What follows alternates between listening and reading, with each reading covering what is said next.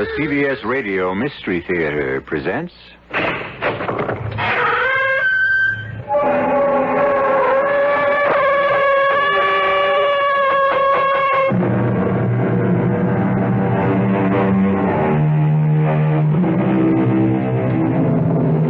Come in.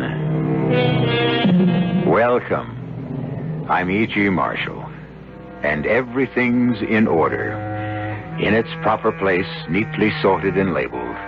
All the items of suspense, mystery, terror, and the macabre. It only remains to mix and brew.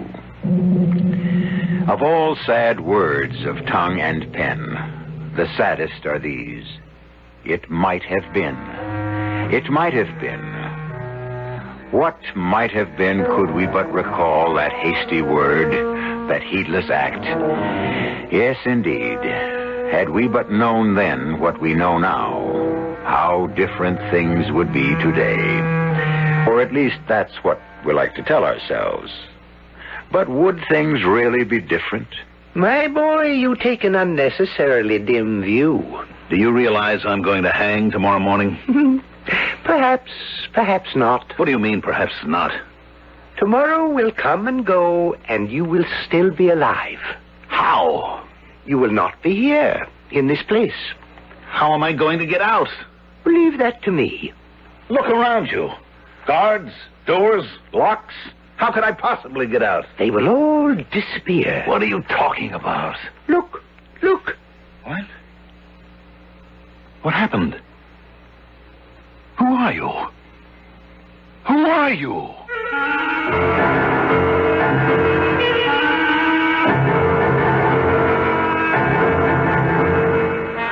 Our mystery drama, The Garrison of the Dead, was written especially for the Mystery Theater by Sam Dan and stars Mandel Kramer. It is sponsored in part by Buick Motor Division. I'll be back shortly with Act One.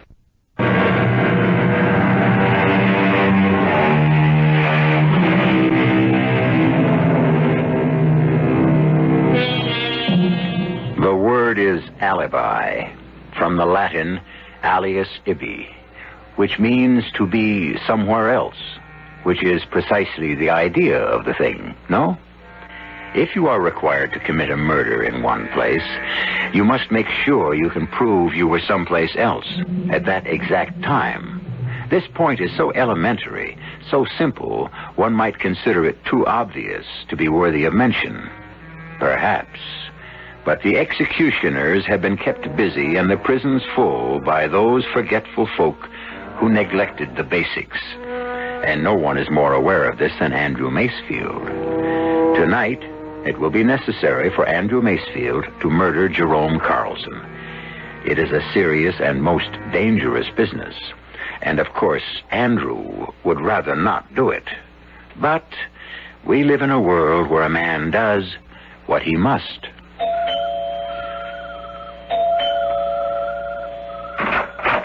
Hello, Jerry. Andy Macefield. Thought you were in jail. Quit the comedy, Jerry. You knew I was out on bail. You going to ask me to come in? No. Jerry, I've got to talk to you. Whatever you and I would have to talk about has already been said. Jerry, you got to give me a break. I know all your stories by heart. Then try to understand. And remember, if sinners entice thee, consent thou not. What's this? You dare to quote the Bible? Sure I dare. After all, the Bible was written more for me than it was for you. I can't get over this. You going to make me stand outside? Behold, there has risen a new Andrew Macefield from the ashes of the old. Or has there? Enter, Andrew. Ah, all alone. By yourself. Spoken with your usual flair for the redundant, Andrew. Well, what revelations have you to share with me? Jerry, do you want me to go to jail for 10 years? Actually, I would want you to go to jail for life. And pay $500,000 in fine? That money never belonged to you. Jerry, I'll give you half. That's your cut to keep your mouth shut. So, there really isn't a new Andy Macefield. $250,000, Jerry. How many magazine stories do you have to write before you can see $250,000? I'm sorry. Jerry, give me a break. I trusted you, Jerry. I helped you. You came to me. You said you wanted to do an article on how a real estate development is put together. I did. Because I thought we'd become friends, I told you things, well, off the record.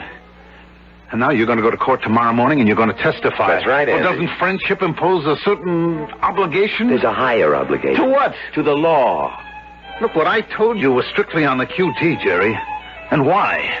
To let you in on a good thing, give you a chance to make some money. You mean give me a chance to break the law? Oh, law? What's so holy about the law? People break the law every day. Didn't you break the law a couple of years ago when you wrote an article telling young guys how to avoid military service? That was a matter of conscience. What you really mean is it's all a matter of personal taste. Perhaps.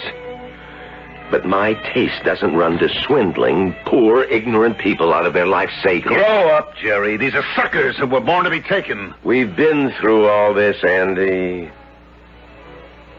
I guess we have.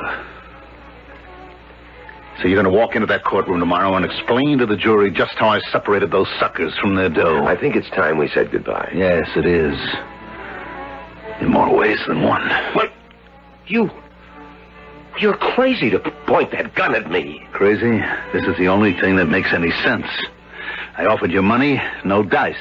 I tried to appeal to your friendship, no good. So now I have to kill you. You can't get away with it. Why not? Everybody knows you'd stop at nothing to prevent me from testifying. You threaten me in public. You're the only one with a motive. Threats, motives, they won't matter. I'm going to have an alibi. How could you hope to prove that you... A guy didn't... like me never hopes. He plans. Now, on my watch, I've got exactly 9:57. The coroner is going to fix the time of your death at exactly 10 p.m. Oh, Andy, put that gun away. You think this is a joke, huh? No, Jerry. It's on the level. But I'm going to have an alibi. Marguerite. Huh? Oh, that's the best I've ever heard. Marguerite. Why is it so funny? Because Marguerite is not that kind of woman who could commit perjury. Your problem is you don't know people, Jerry. You don't know what makes them go. Marguerite may have all those letters after her name, but underneath it, she's just a woman. Now, hold it a minute. And she loves to be treated like a woman. Marguerite is in love with me. She thought she was, until I came along, and besides, I'm going to give her 10 grand. Oh, I can't believe it. Now, with my left hand, I'll just pick up this phone. I'll put it down and dial. I'm dialing Marguerite, and you'll be able to hear for yourself.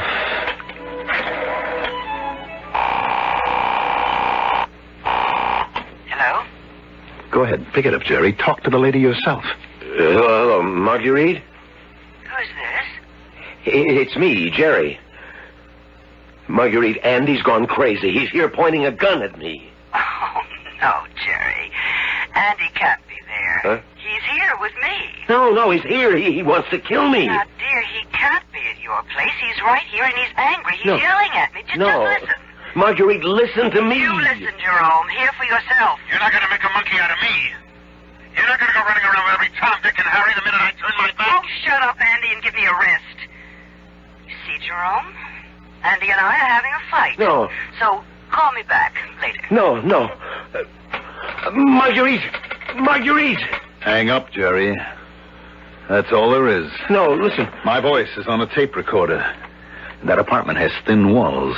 Now, you know how neighbors love to listen to a lover's quarrel. So Marguerite will swear that I was with her. No. Plenty of people will swear they heard me. But if I'm dead, everyone will know that you killed me. What everyone knows and what everyone can prove are two different things, Jerry. I've got the alibi. You won't get away with it. How could I be here to shoot you dead at 10 p.m. when I was in Marguerite's apartment in North Hastings, 35 miles away? That car of yours, that loud, flashy car, someone sure to have spotted it. I'm not using my car tonight.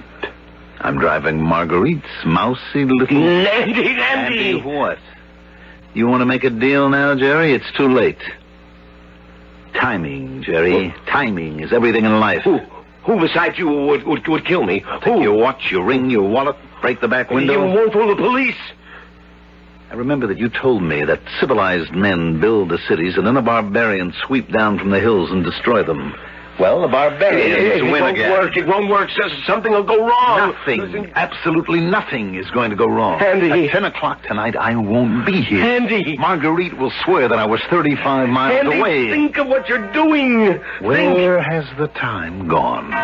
It's exactly 10 o'clock. No, it's fast. Goodbye, my best and only friend. No.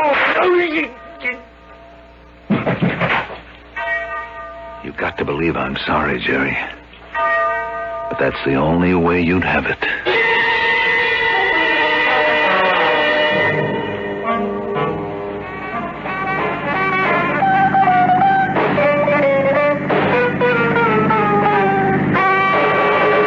Hello.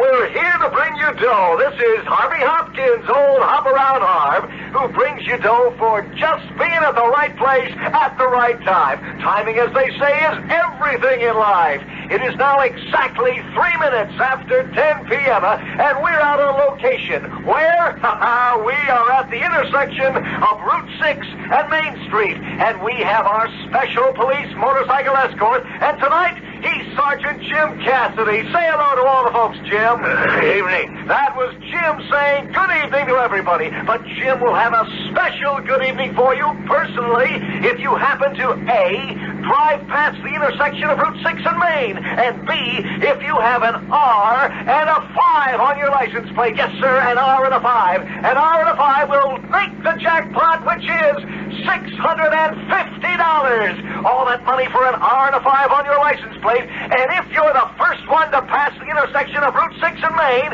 it is now precisely 4 minutes after 10 p.m. And I do believe we've got a winner because, yes, Sergeant Cassidy is gunning up that motorbike and he's after a car that has just passed by us here at Route 6 and Main. And off we go in hot pursuit. Yes, sir. The sergeant's overtaken him, or her, as the case may be, and we have got a winner! Please pull over, sir. What's the matter? What have I done? What do you want? Please pull over, sir. What's the meaning of this, officer? Sir, I'm very happy to inform you that you have just won the jackpot. Yes, sirree, folks. He doesn't believe it. I can tell from the look on his face that he does not believe it. I don't have time to stay here. You don't have the time to reach out and grab $650. Do you mind if I just... The money is yours now. What's your name, sir? Please, I don't The have rules and regulations compel us to give this money to the driver of any car with R and 5 on his license plate who I passes... don't have an R and a 5 on my plate. Is that true, Sergeant? His plate number is R55, Harv. Man, you've got it in spades! But I tell you, I don't have a... Don't you even know your own license plate number? This isn't my car. It isn't your car? No, it belongs to a friend. So, if you don't mind, I'll be on my way. One moment, sir. May I see the automobile registration? What do you want to see the registration for? May I see it, please? Now, look, I am a law-abiding citizen. May I see the registration and your driver's license? But I haven't done anything. Friend, all we want to do is give you $650. Your license, please. Yeah, sure. Look out, everybody! Well, how do you like that? We offer a fella $650, and he turns into a wild beast. Well, here goes Sergeant Cassidy in pursuit!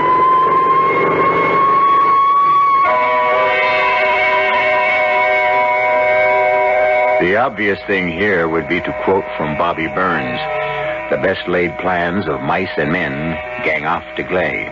We could quote him, but we won't, because really the plan didn't go wrong. The plan was fine. Something else went wrong. But what? And how? Where? When? Well, we're really only a third of the way home. You can't expect to know everything right now, can you? I'll return shortly with Act 2.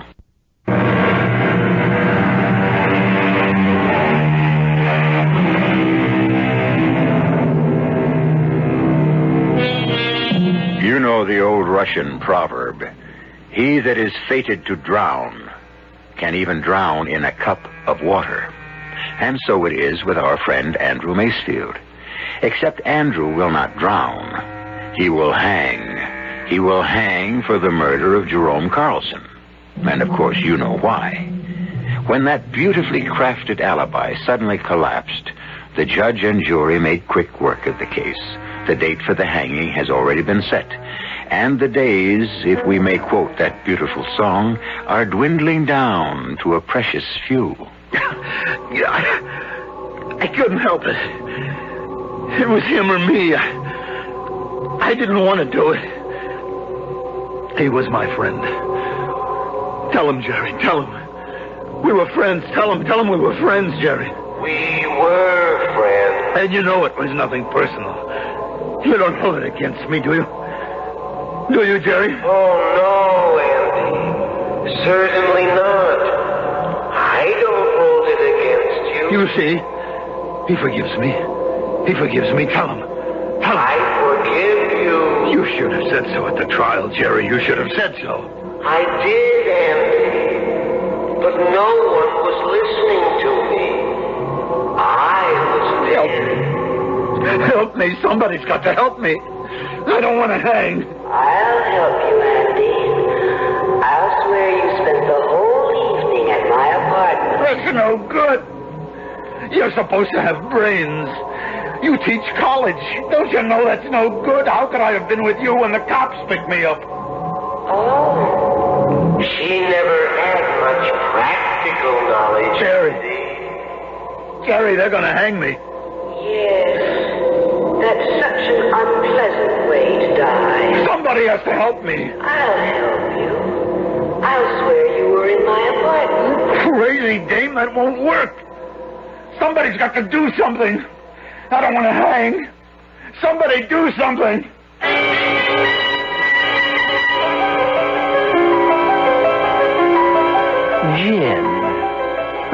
Gin?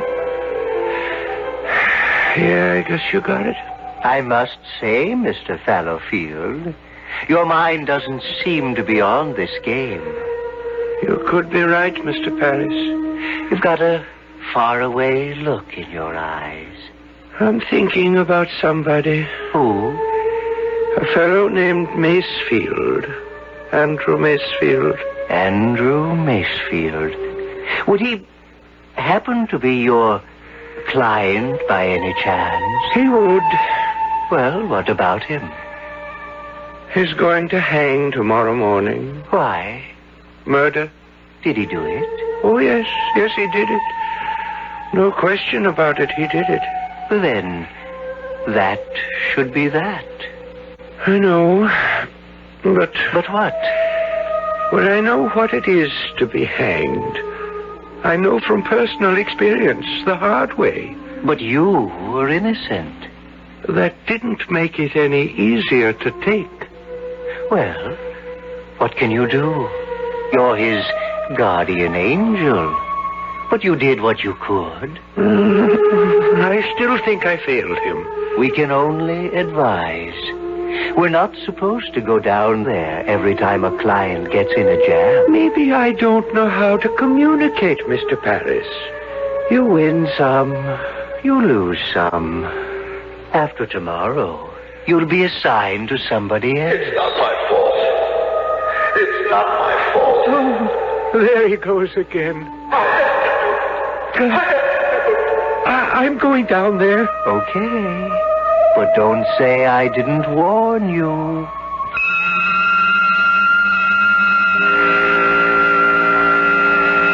It's not right.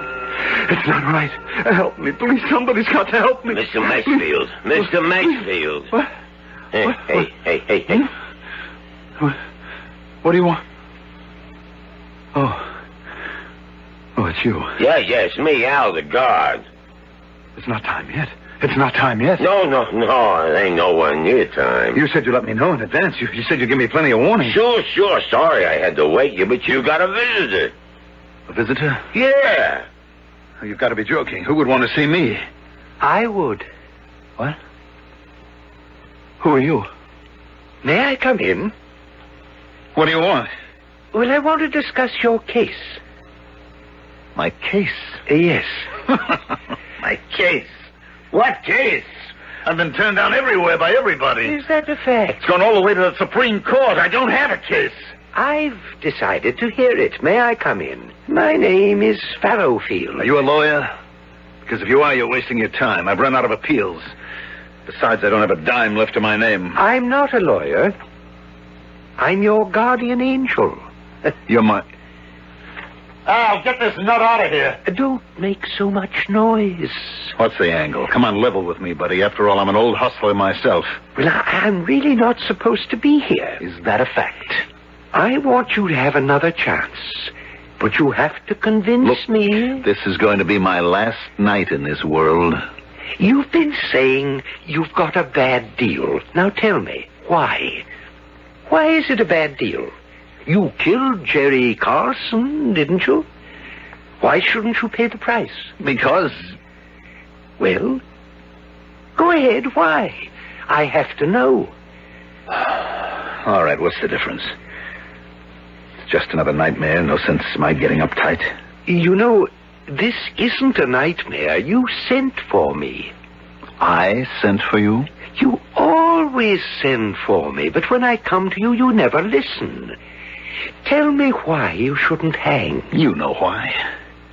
Look, everybody in the world he's got his place in, well, Jerome called it the scheme of things. Now, a wolf kills a lamb. Do we blame the wolf? How can we? He was made for that purpose. He can't help it. But you're not a wolf, and Jerome wasn't a lamb. I am a wolf. I had to be a wolf, or it would have been curtains for me years ago. I had no parents since I was 5 years old. I had to shine shoes, peddle papers. It was hustle or go under. But man has free will. Man decides whether or not... Don't talk to me about free will. I was brought up in a jungle. Other men had mean beginnings and have risen I'm above... not other men. I'm me. Look, somebody made me into what I am. The kind of guy who'd have to commit murder one day. Now, why should I have to hang for it? That, then, is the point of your brief? Whatever it is, the defense rests. But why do I say defense? I should say prosecution. Why should I be on trial? Whatever made me into what I am should get the rope. So, you want another chance? Oh, definitely. I've got one coming. Another chance? To do what? To be what I always wanted to be. What? Don't laugh. A writer. A writer? Like your friend Jerome? Yeah. You see, I learned something from him. Now, he didn't have much money. How many people ever heard of him? But he was happy. You know why? Because he was creative. And he was expressing himself in the right way. You know my problem? No. I'm a creative guy, too, but I didn't have the education to express it in stories and plays and scripts, so I expressed it in creating hustles and deals. Do you see? Yes. Now, that hustle I put together, the last one, that was a work of art.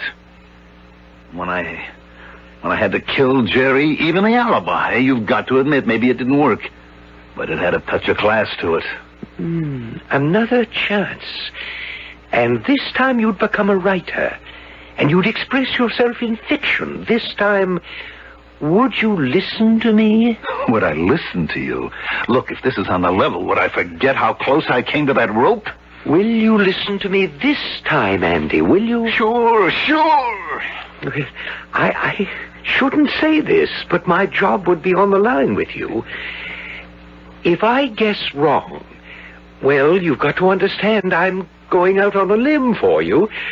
Promise you'll listen to me this time. Will you promise, Andy? I promise. Mr. Fallowfield, you're making a mistake. But he is promising. He's promised me, Mr. Paris. Okay, Mr. Fallowfield. Don't say I didn't warn you. Andy, will you become a writer? Yeah. A fine writer? And a credit to both of us. Yeah, sure. Hey, look at me. You got me believing it. Andy, in just 1 minute, a strange thing is going to happen to you. You won't be in this jail. No? Where? Where will I be? I don't know. Because you will have lived a different life, I hope. And so you will be wherever that life has taken you. But where are you going to be? Where I'm supposed to be, Andy. Watching over you, trying to guide you. And what will I have become? What you claim you wanted. A writer. A writer? Will I be rich? Famous? Why? Is it important? As long as you're creative, isn't that the main thing? Sure, that's all that counts. Andy, in 30 seconds, you'll be 37 years old, just as you are now. But instead of being in a cell, you will be wherever your different life has led you. And Andy, I hope you keep your promise and listen to me.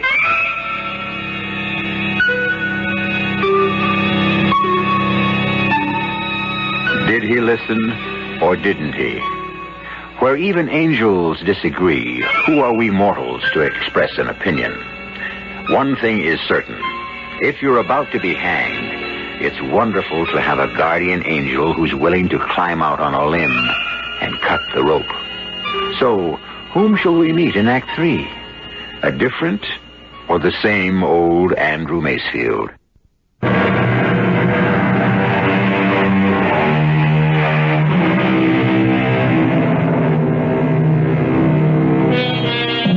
The moving finger writes, and having writ, moves on.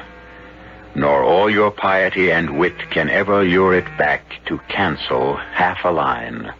Nor all your tears wash out a word of it. We humbly beg to differ with you, O great Omar Khayyam, because our man Andrew's piety and wit has lured back the moving finger, and his tears have washed out every single word of it. In his death cell, he swore, "Give me another chance, and I'll become a great creative writer. Let me live my life again. I'll make something of myself." So, he is living it again, and he has reached this day in his new life.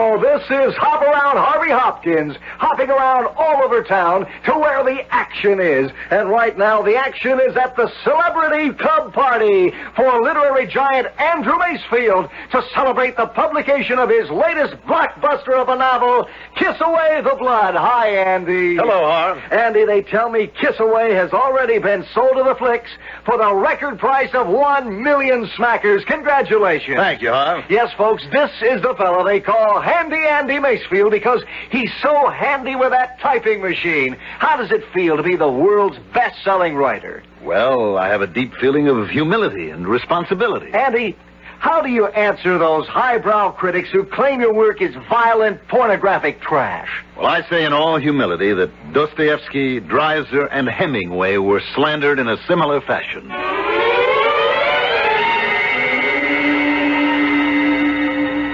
Gin.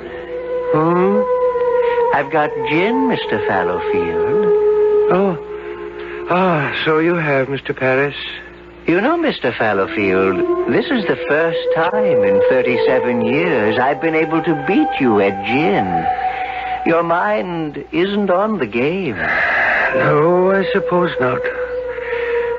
It's that client of mine. It happens you did the right thing. You saved him. No, Mr. Paris. I didn't save him. How can you say that? He's a great success. No, he's a failure. When I saved him from the rope, he promised to listen to me. Well, he did. Look at him today. He didn't listen to a word I said. He squandered his gifts. He frittered away his talent. He said he wanted to be truly creative, like his friend Jerome Carlson. But he lied to me. All he wanted was success. What's wrong with success? You mean creative people have to starve? No. A man must be true to himself, or his soul becomes twisted and deformed, mean and diseased. Mr. Fallowfield, you did a wonderful job with him. But he promised he would be like Jerome Carlson. With all due respect, Jerome Carlson is a schlemiel. Perhaps. But Jerry Carlson has two things Andrew Macefield covets. Is that so? Yes, Jerry has talent. And Jerry has Marguerite. And for those two things, Andrew Macefield will be willing to commit murder. And I have to stop him somehow. Now, I'm going down. You can't keep going down there. It's the only way. He doesn't listen to me. I must confront him. But the brass here doesn't want us to keep going down there all the time. Every 37 years? I think that should be allowed.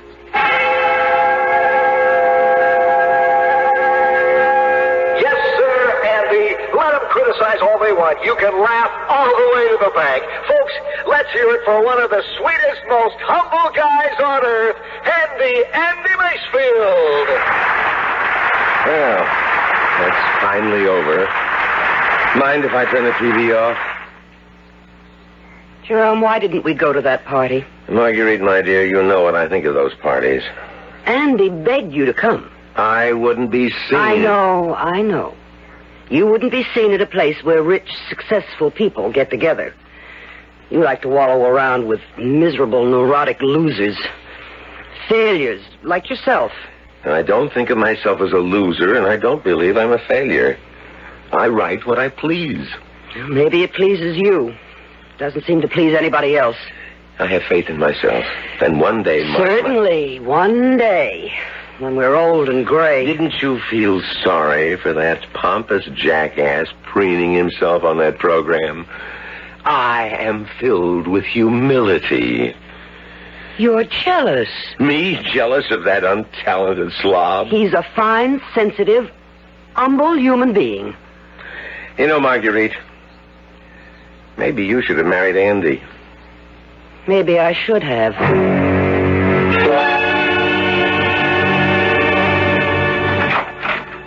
Andy. Where were you? You didn't show up for the party. Oh, Andy, you knew Jerry would refuse to go. I lined up a whole gang of people for him to meet. Agents, publishers, producers. He could have done himself some good. Why didn't he want to come? He's working on his book. Oh, his book.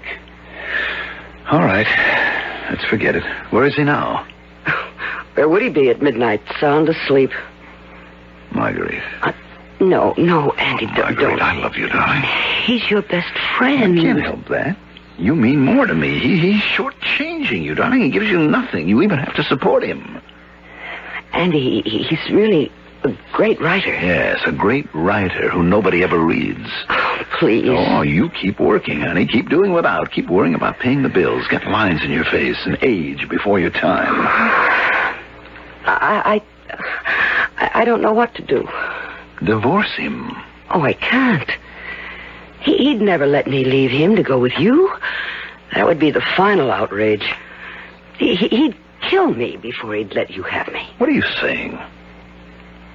Andy, there's only one way I could ever leave him to go with you. And that's if he were dead. Well, I don't believe it. You mean you don't want to believe it? But you're a realist. You know the things that have to be done to get what you want. Think about it. Think about what? Reality.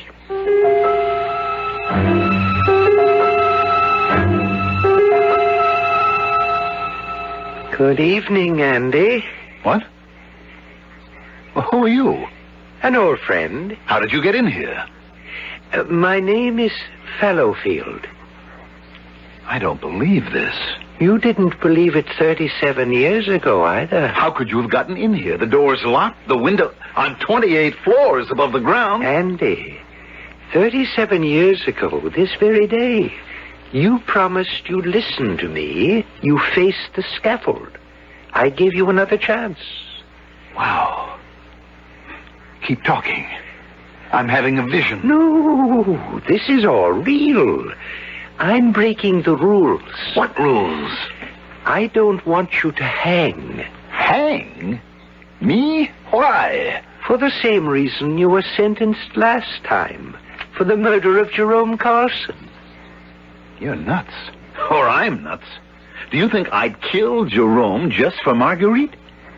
I mean, I'm tempted, but no dice. You wouldn't kill Jerome just for Marguerite. Perhaps. But you would kill him for Marguerite and... And what? And his talent. What are you saying? I can't say any more. I've said too much already. I have to leave. I'll keep trying to advise you and guide you in the usual way. But this time, please listen. Oh, sure. Look, Mr. Fallowfield. Where'd he go? This is something. I'm dreaming while I'm wide awake.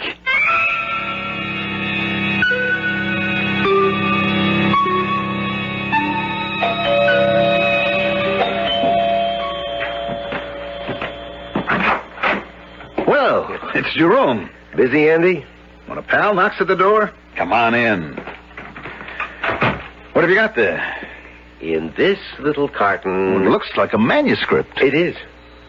But to call it a manuscript hardly describes it.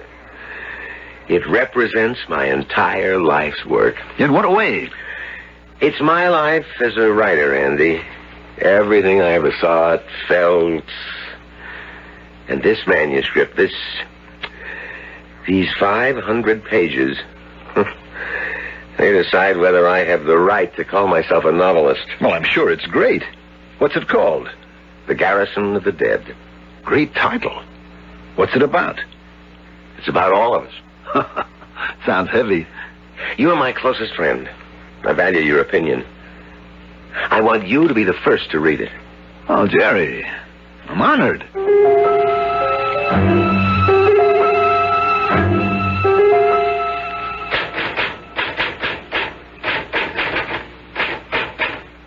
Oh, Marguerite, turn on the TV. Andy's going to be on the show with that obnoxious Harvey Hopkins again. If he's so obnoxious, why do you listen? Oh, I haven't seen Andy in weeks. Ever since I gave him my manuscript to read. I wonder I haven't heard from him. Andy, word from your publisher is that your newest novel is the greatest ever written by an American.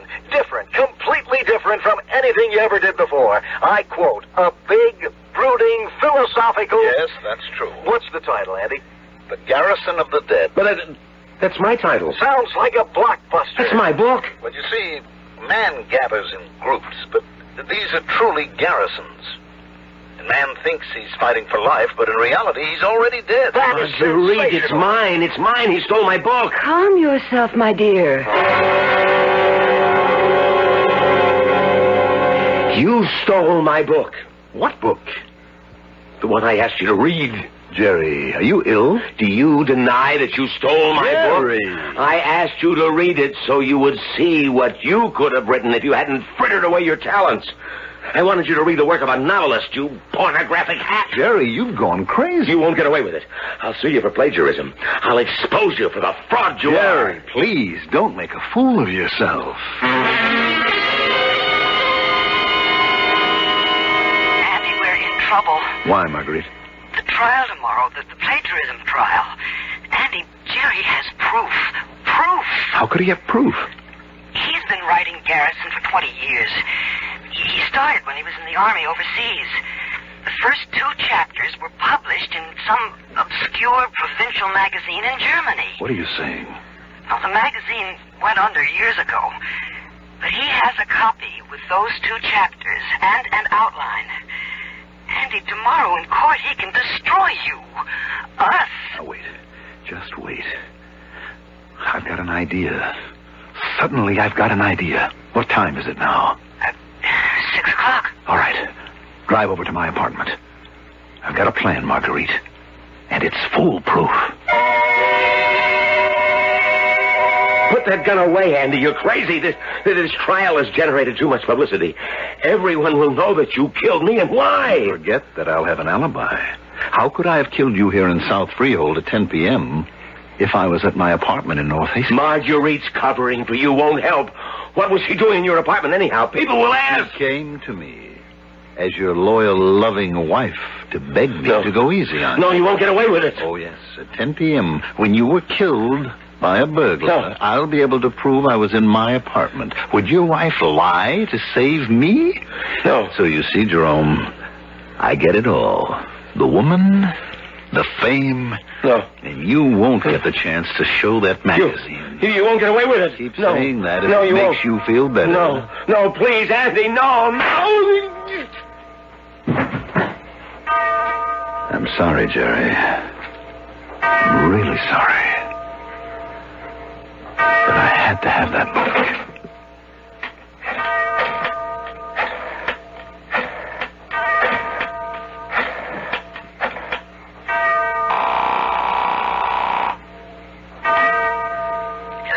Marguerite, it's exactly 10.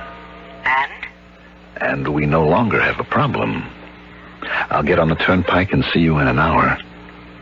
You were here with me all the time, darling. Of course.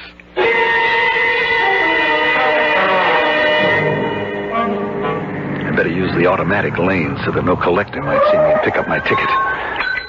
Hold it. Here's our man, boys. What's the matter, Sergeant? Sir, it is my present duty to inform you that exactly 4 minutes past 10 this evening, you have become the 1 millionth motorist to use the turnpike. What? The Turnpike Authority presents you with his savings bond. All right, take his picture, boys. Hold it right there, sir. Now, sir, what's your name? Mr. Fellows, I remember. Now I remember, Mr. Fallowfield. Listen, I had to have that book. I had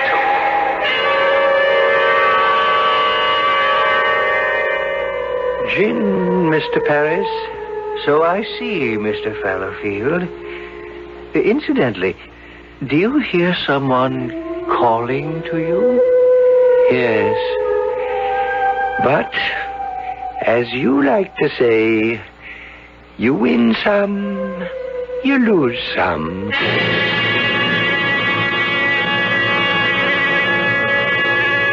Well, what do we know for sure?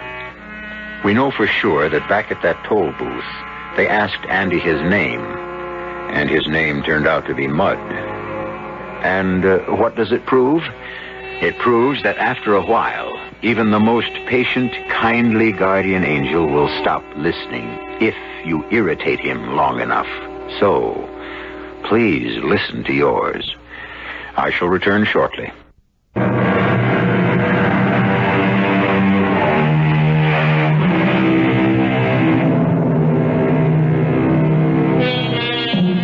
How many chances do you get? Just one? Well, how do you know? And what are you doing now? Is it something you may have done before and paid a price for? How do you know? Since you never know, and since there's no one who can really tell you, stay with what you can count on. And you can count on being with us 7 times a week right here on my Mystery Theater. Our cast included Mandel Kramer, Joan Lovejoy, Court Benson, Leon Janney, and Bob Caliban. The entire production was under the direction of Himan Brown. And now, a preview of our next tale. It's incredible, that's what it is. Now, just a minute. You say she was willing to pay $1,000 for it. For imitation leopard skin. But she wanted it and had to have it for her twin sister? Yeah, well, I don't buy that, Mother. This second attempt to get a hold of the coat. I mean, by a guy who was ready to kill us in an accident if it turned out that way. No. There's something about that coat. Something somebody wants. Yes, but what could anyone want with an imitation leopard skin coat? Where'd you buy it, Rose? Harrods in London. I wish I knew how to straighten out the mystery of Rose's coat. Oh, dear. You don't straighten out a mystery. You solve it. And I ought to know. I've read hundreds of them every year. Solve most of them, too. We'll try solving this one then, Aunt Ruth. Well, as a matter of fact, I've been thinking, and I may have the answer. This is E.G. Marshall inviting you to return to our Mystery Theater for another adventure in the macabre. Until next time, pleasant dreams.